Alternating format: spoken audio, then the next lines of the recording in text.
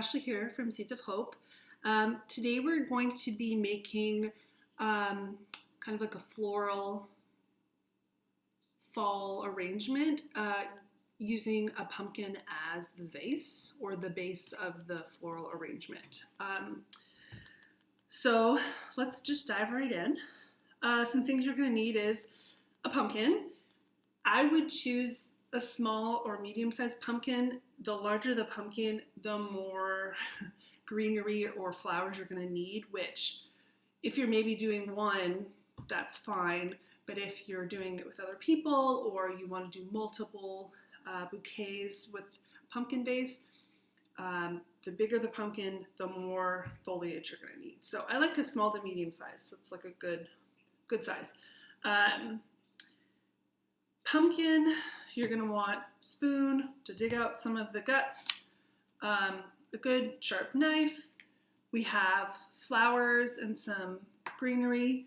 You're going to want a bowl to put the guts in or the little seeds if you want. I also have a bowl of water here because we're going to be putting floral foam inside and you want to pre-soak it, which I'll show you. And like I mentioned, I have a bunch of bits and bobs of floral foam left over from other activities, so I'm just going to be using that. The floral foam is really great because it'll stay hydrated in your pumpkin and it'll keep your flowers nice. You'll only need to kind of dampen it every so often. Another option is using a jar. You just have to make the incision larger, maybe carve out a little bit more of the pumpkin so it can sit. This has a little frog in it, which will help prop it up. I like using the flower foam because it automatically makes all of the flowers you put in it nice and stiff, and they stay exactly where you place them, as opposed to kind of flopping around in one of these. But use what you have. I got a lot of stuff at the dollar store or where else? Trader Joe's has pumpkins right now still, and then you can buy flowers or find foliage kind of around you and use that as well. You want to have foliage that has a bit of a strong stem because you are going to be pressing things down into the floral foam. So you don't want anything too soft or weak because it'll break or it just won't set nicely into the floral foam. So let's start. So because I'm using floral foam, I can kind of make my opening whatever size I want because then I can fit the floral foam in it.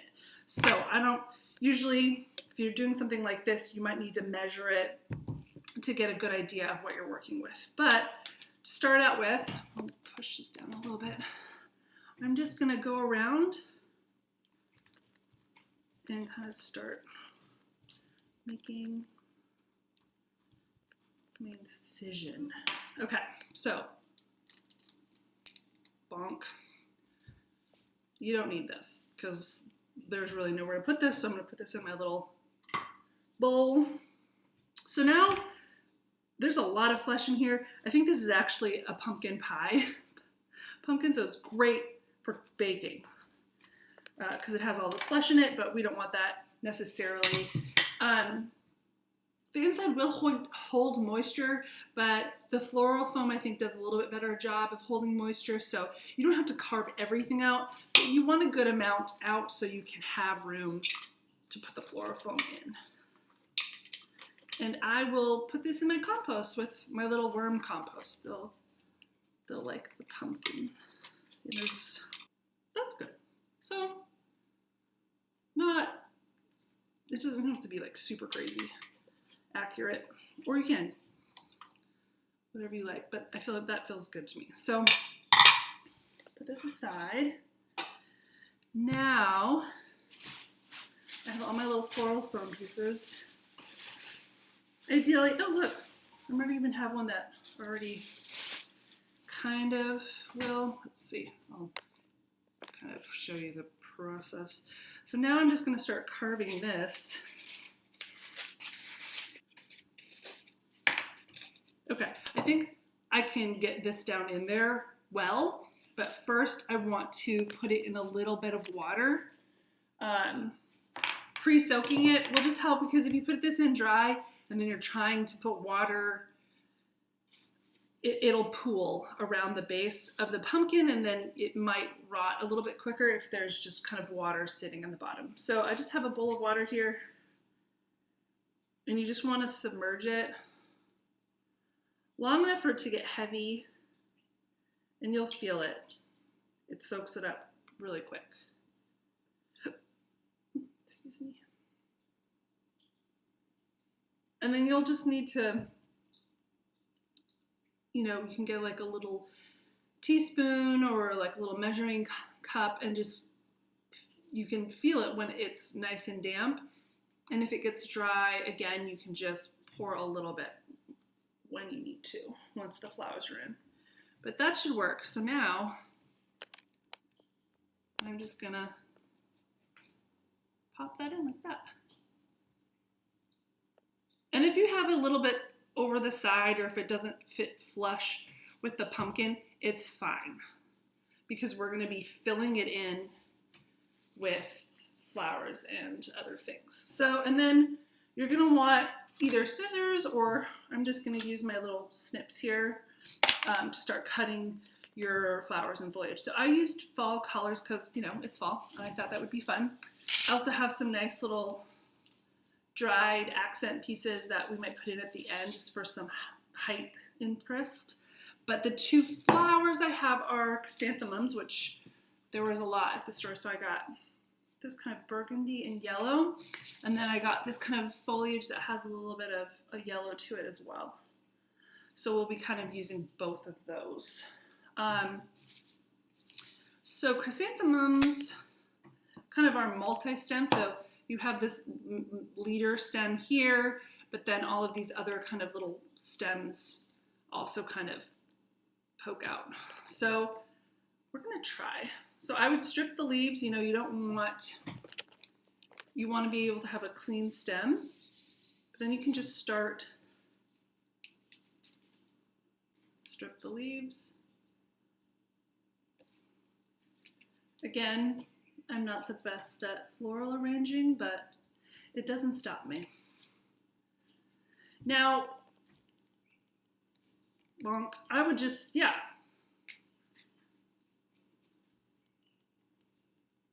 I'm always kind of a little impatient because in the beginning it looks so sparse and silly, but the only really thing you can do is just keep going with it. So even if it looks a little wonky, just keep building up your things. So here's a couple of burgundies, and I'm going to show you. Some of them should be pretty close to the rim. That way you have this foliage covering the lip of your vase, your pumpkin vase. So you don't see the floral foam, you don't see the edge or the ridge, which will make it look a little bit nicer, more complete. So let's take a couple of yellows.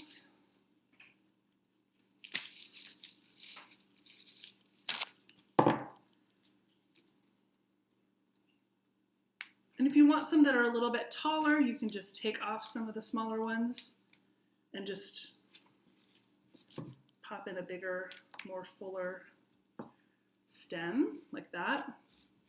So they're still all connected, but you can kind of get it.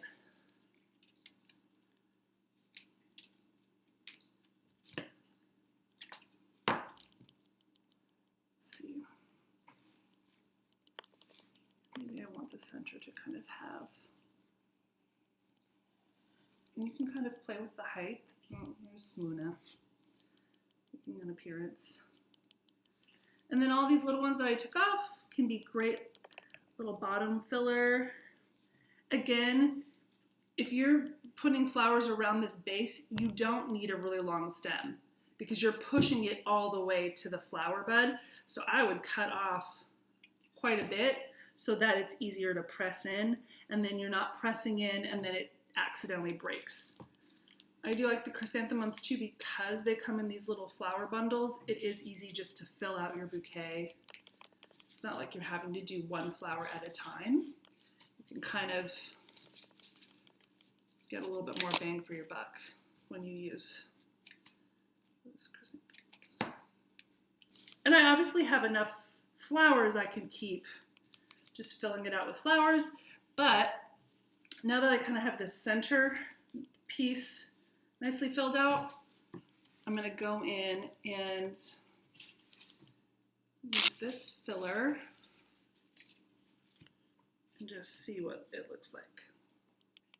See, and then that creates a different visual interest where you have like a little bit more of a cascading flower. Let's see if I can get a bigger piece here. Still stripping the leaves. So you see that? So from this one stem, I've been able to kind of fill out around my bouquet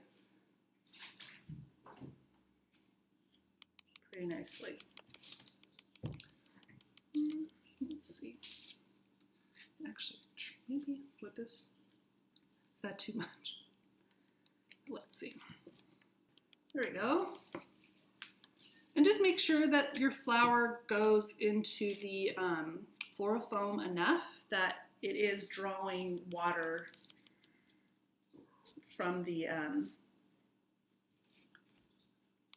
actual floral foam, because that's, you know, your flowers will start to wilt. You'll see stuff kind of flagging if it's not in the floral foam.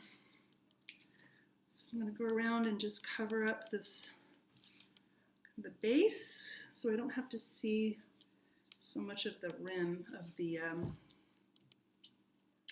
pumpkin. I don't know, should we put wheat, a little wheat in there? Try it. So now you're starting to see, like, you don't see that as much. Do we need something here, right? Like a little razzle dazzle right there. So it's getting there.